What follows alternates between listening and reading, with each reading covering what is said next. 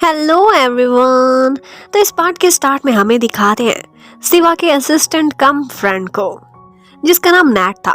वो जैसे ही घर पहुंचता है तो वहां पर उसकी सिस्टर को दिखाया जाता है, जिसका नाम नीचा है। यहाँ पर वो दोनों बहन भाई जिस तरह से बातें कर रहे थे तो उसको देखकर पता चलता था कि दोनों ही शिवा को बहुत अच्छे से जानते हैं, इनफैक्ट फ्रेंड्स रहे हैं। और ये जो डॉक्टर नी है वो कहीं ना कहीं शिवा में बहुत ज्यादा इंटरेस्टेड थी। उसके बारे में पूछती रहती थी कि आजकल वो सिंगल है या फिर रेडी टू मिंगल, लेकिन नैट उसे ज्यादा इन्फॉर्मेशन नहीं देता। जबकि दूसरी तरफ हमें पालाई को दिखाते हैं। वो जैसे ही घर लौटती है तो उसे एक कॉल आती है उसी अटर्नी सोवित की। उसने उसे एक जगह पर मिलने के लिए बुलाया था, और यहाँ पर जब वो उसे मिलने के लिए आती है तो वो अंकल उसे सिर्फ इतना ही कहते हैं कि मैं बहुत गिल्टी फील कर रहा हूँ। जो कुछ भी तुम्हारे मॉम डैड के साथ हुआ वो रोजाना मेरे सपने में आते हैं और मुझसे इंसाफ मांगते हैं। वो यहाँ पर कुछ पैसे देते हैं पालाई को और कहते हैं मैं तुम्हें सिर्फ इतनी ही एडवाइस कर सकता हूँ कि अपने रिलेटिव से फासला रखो, तुम्हारे दुश्मन तुम्हारे अंदर ही हैं। और बस इतना ही कहकर वो चले जाते हैं कि फिर मिलने के लिए मैं खुद तुम्हें बुलाऊंगा। जबकि उधर आंटी राशिका को भी पता चल गया था कि पलाई मिडनाइट किसी से मिलने के लिए गई है, और उसने सर्वेंट से कहकर डोर भी क्लोज करा दिया था। बहुत मुश्किल से कुछ लॉयल सर्वेंट्स यहाँ पर उसके लिए एक दरवाजा खोलते हैं, जिसकी वजह से पालाई अपनी गाड़ी के बिना घर में एंटर हो ही जाती है। जबकि नेक्स्ट डे जैन जैंग को पता चलता है ऑफिस में जाकर कि पालाई ने आज छुट्टी ली है। ये सुनते ही उसका तो दिमाग ही खराब हो जाता है। वो सोचने लगती है कि वो पता नहीं कहाँ गई होगी, जबकि पालाई आज उसी अटॉर्नी सोवित से मिलने के लिए गई हुई थी जिसने उसे एक लोकेशन पर बुलाया था। जबकि जैन जैंग उधर पागल हो रही थी। वो यही पता कर रही थी कि शिवा कहाँ है। शिवा तो एक मीटिंग के लिए था, उससे बात ही नहीं हो पा रही थी। लेकिन जैन जैंग को यही शक था कि कहीं शिवा को बताने के लिए पालाई कोई चाल तो नहीं चल रही, इसीलिए ऑफिस से छुट्टी ली होगी। वो तो बस यही सोच सोच के साइकोपैथ बनती चली जा रही थी। जबकि दूसरी तरफ हमें दिखाते अटॉर्नी स्वीट तो मिलता नहीं है, लेकिन उसकी लाश जरूर मिलती है। अब ये देखते ही पालाई बहुत परेशान हो जाती है और सीधी घर पहुंचती है और सोचने लगती है कि वो मुझे क्या कहना चाहते थे कि अपने रिश्तेदारों से फासला रखूं। और वहीं पर ही आंटी राशिका सामने आ जाती है और वो यही सोच रही थी कि कहीं यही तो मेरे दुश्मन नहीं। जबकि उधर थाना को पुलिस के थ्रू इतना पता चल चुका था कि उसके डैड जिस तरह से मिसिंग हुए हैं उनके बचने के चांसेस नहीं है, और इस सब के पीछे मिस्टर सौरा का हाथ हो सकता है, लेकिन कोई पक्के सबूत नहीं मिले थे। मिस्टर सौरा वही थे शिवा के डैड। जबकि उधर हमें आंटी राशिका को दिखाते हैं जो कि ऊपर से बड़े प्यार प्यार से पलाई का हाथ थामती है और उससे कहती है कि पता है इस वक्त तुम्हारे पास घर नहीं है, तुम बिल्कुल सड़क पर आ चुकी हो, ना बिजनेस है, कुछ भी नहीं है। तुम्हें देखकर मुझे वही दिन याद आते हैं जब मेरे पास कुछ भी नहीं था। जैन जैंग भी भूखी थी, ऑल्दो इस सब पर मेरा भी अधिकार था, लेकिन मुझे एक बाहर का समझकर हर चीज से बाहर कर दिया गया और मुझे भीख मांगनी पड़ी। आज उनकी बातें और उनकी नजरें देखकर पालाई को नजर आ रहा था कि इनके अंदर बदले की आग किस तरह से भड़क रही है, और शायद यही वो वजह होगी कि उसके मॉम डैड को इन्होंने निशाना बनाया है। अब थोड़ी ही देर बाद एक और बात पालाई को पता चलती है अपने कुछ लॉयल असिस्टेंट्स के थ्रू, और वो ये थी कि जो फैक्ट्री इतनी मुश्किल से उसके डैड ने एस्टेब्लिश की थी, आजकल उस फैक्ट्री को खाली किया जा रहा था ताकि उसे बेचने की तैयारी की जा सके। ये बात पालाई को पता चलती है और वो फैक्ट्री में जाकर काफी लड़ाई करती है। यहाँ से उसकी बचपन की बहुत यादें जुड़ी हुई थी। उसने अपने डैड से वादा किया था कि बड़े होकर आपकी तरह मेहनत करूंगी और इस फैक्ट्री को मैं आगे एस्टेब्लिश करूंगी, लेकिन लगता था अब ये वादा पूरा करने की हालत में नहीं वो। जबकि उधर शिवा अपनी फ्रेंड से मिलने के लिए गया हुआ था जो कि डॉक्टर नी ही थी, और यहाँ पर वो दोनों जिस तरह से बातें कर रहे थे तो उनको देखकर यही लगता है कि वो दोनों पहले रिलेशनशिप में रह चुके हैं, एक दूसरे के एक्स हैं, लेकिन अब सिर्फ फ्रेंड्स की तरह रहते हैं।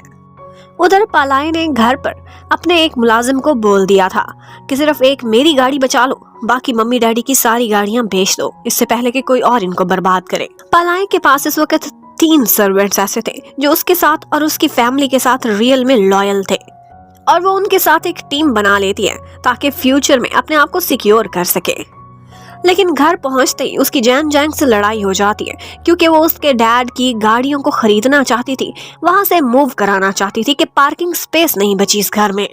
यहाँ पर आंटी राशिका बहुत मुश्किल से उनकी लड़ाई को कंट्रोल करती हैं और उसके बाद पलाई को वार्न कर देती हैं कि गाड़ियां एक ही दिन के अंदर अंदर कहीं ठिकाने लगाओ, वरना फोकलिफ्ट मंगवाऊंगी और इन्हें ट्रैश में फेंकवा दूंगी। और इतने में ही पालाई को पता चलता है कि गाड़ियां बेचने का इंतजाम हो चुका है। ये सुनकर राशिका भी परेशान हो जाती है। अब वो जाती है एक रेस्टोरेंट में जहां पर उसकी टेबल नंबर 15 बुक थी। अब उसी टेबल पर आकर उसके सामने शिवा बैठ जाता है और कहता है कि मैंने ये बुक कराई है, लेकिन उसे अभी भी शक था कि ये उससे कोई मजाक कर रहा है। वो एक्चुअली शिवा से कोई नाता कोई रिश्ता नहीं चाहती थी। लेकिन इन दी एंड पता चलता है कि वो उसके डैड्स की गाड़ियों में इंटरेस्टेड है।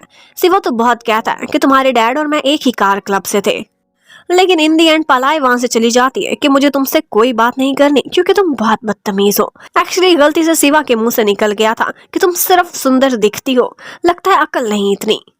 अब यही बात वो अपने फ्रेंड नैट से शेयर करता है तो वो उसे बोलता है कि अगर देखा जाए तो आपने उसकी तारीफ नहीं, वाकई इंसल्ट ही करी थी।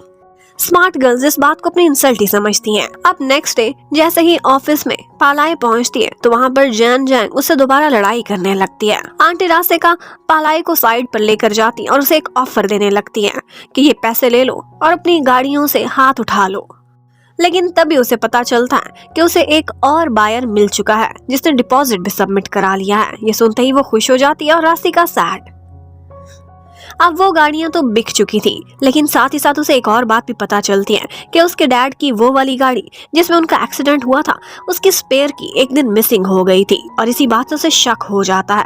और ये मिसिंग हुई थी और उसके बाद शक किसी और पर नहीं बल्कि आंटी रास्तिका के ही ड्राइवर पर जाता था। अब वो थोड़ा बहुत सर्च करती है और उसे शक यकीन में बदलने लगता है कि किसी ने उस दिन पार्किंग में खड़े होकर उसके डैड की गाड़ी के साथ कोई गड़बड़ की थी उसकी स्पेयर की के थ्रू। अब वो पार्किंग में इन्वेस्टिगेशन कराती है तो पता चलता है कि वाकई वहां पर एक ड्राइवर आया था, लेकिन वहां के सिक्योरिटी गार्ड ने सिर्फ उसकी बैक साइड देखी थी, इसलिए वो ये नहीं कह सकते कि वो कौन इंसान था।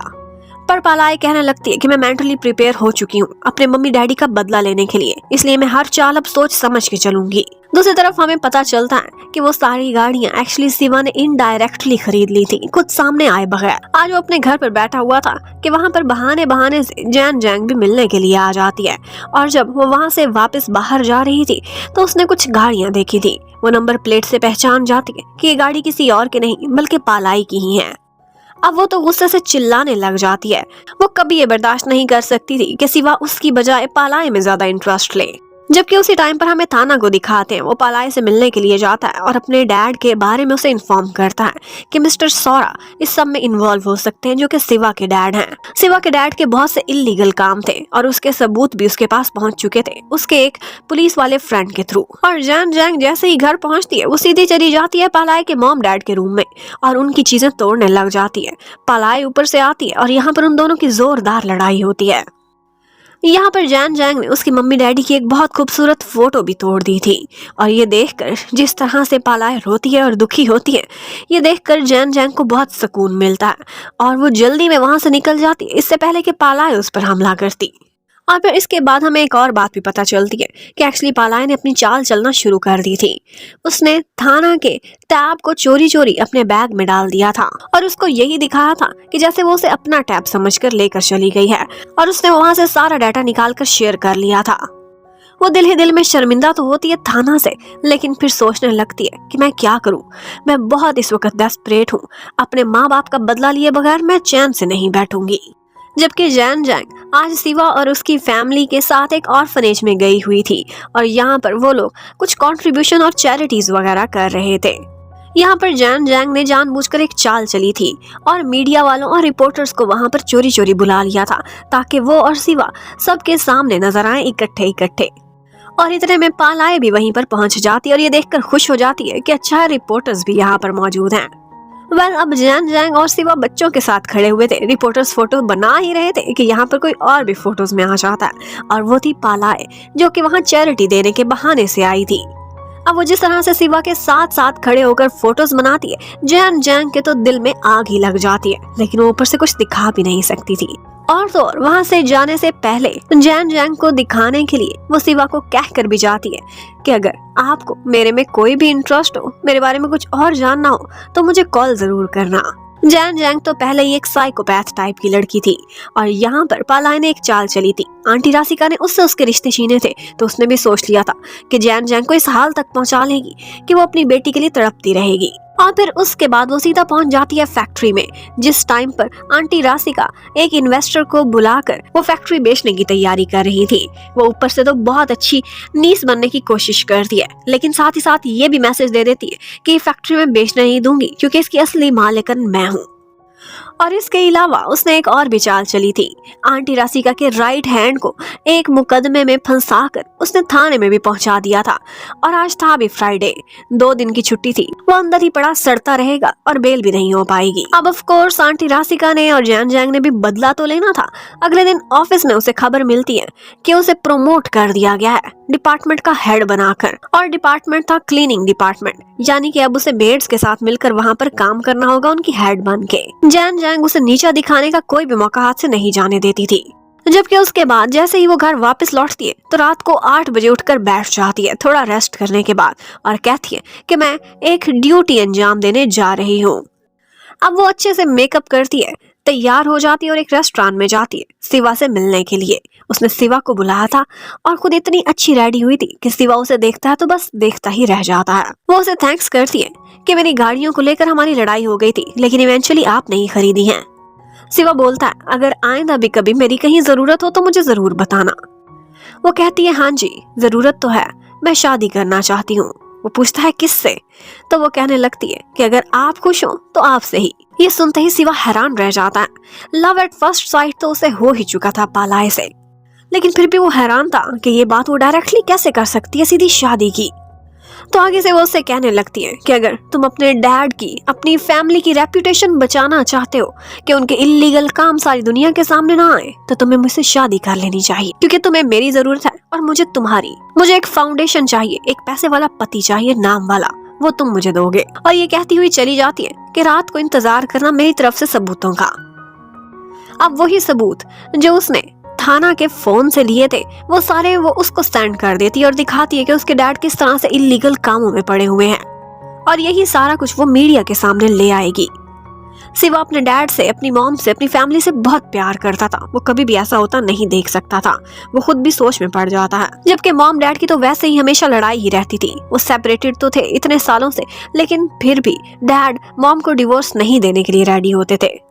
जबकि उधर आज मेड के कपड़े पहने हुए पालाय ऑफिस में काम कर रही थी और यहीं पर ही जैन जैंग की उससे लड़ाई हो जाती है। वो दोनों लड़ रही थी कि ऊपर से शिवा आ जाता है, पालाय को हाथ पकड़ के साइड पर ले जाता है कि इंपॉर्टेंट बात करनी है। ये देखकर जैन जैंग फिर गुस्से से पागल होने लगती है, लेकिन शिवा उसे सिर्फ इतना ही कहता है कि अगर तुम मुझे ब्लैकमेल करोगी तो मैं ऐसे कभी भी नहीं मानूंगा, मैं तुमसे शादी करने का सोच भी नहीं सकता, और वैसे भी मेरे डैड ऐसे काम नहीं करते। इतने में कोई उनको तलाश करते हुए आता है और वो दोनों एक साइड पर जाकर छुप जाते हैं। अब जैन जैंग जिस तरह से गुस्से से पागल हो रही थी, ये सारा कुछ अपनी आंखों से शिवा भी देख चुका था। वो जाते जाते उसे बाय कहते हुए जाता है, लेकिन हैरान रह जाता है उसका ये रूप देखते हुए। अब वो वहाँ से बाहर निकलता है तो पालाय को यही कहता है कि ब्लैकमेलिंग करना एक क्राइम है, तुम जेल में सड़ोगी। तो पालाय कहने लगती है कि अकेली नहीं, तुम्हारे डैड को भी साथ घसीट के लेकर जाऊंगी। ये कहती हुई वो चली जाती है। नेक्स्ट क्या होगा? क्या शिवा उससे शादी के लिए रेडी होगा इस ब्लैकमेलिंग के बाद? ये देखने के लिए stay connected. Thank you for watching. Bye bye.